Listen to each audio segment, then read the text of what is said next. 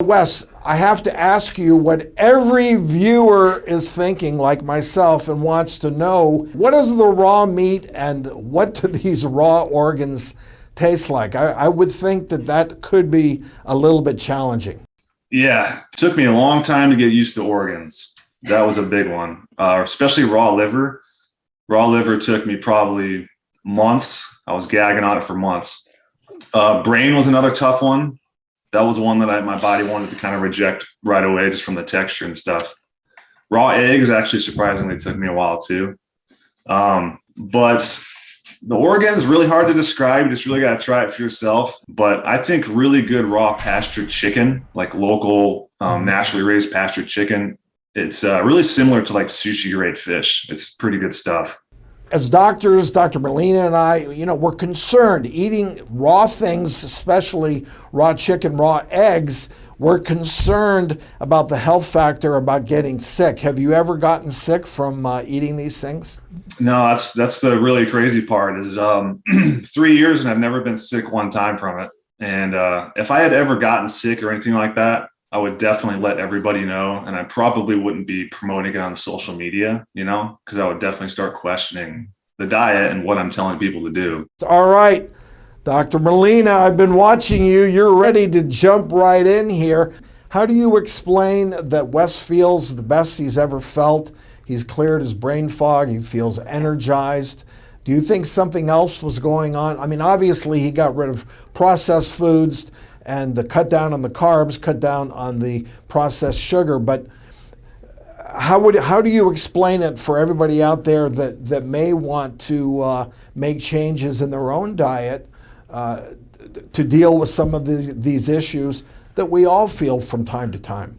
Right. Well, one of the things that jumped out at me just hearing Wes talking right now was the one thing he said was when he cut bread, he felt remarkably better. Like that was really, the chips and cookies, yes, of course, but the bread seemed pretty dramatic. And from the symptoms that he described, like eczema and brain fog, that leads me to believe that he probably has what we call non-celiac gluten sensitivity. So he's got a sensitivity to gluten, which about 10% of Americans do. So in those people, if you're having some of those symptoms, I definitely think it's worth trying to cut gluten for a period of time.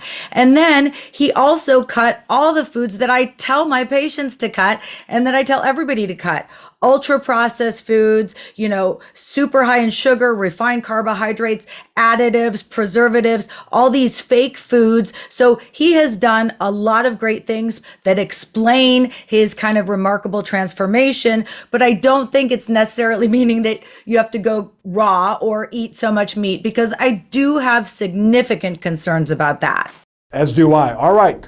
So back to you, Wes. What physical changes have you seen in the past couple years on your raw meat diet? Besides the just extreme mental clarity and complete mood stabilization and all that stuff, I put on a little bit of weight.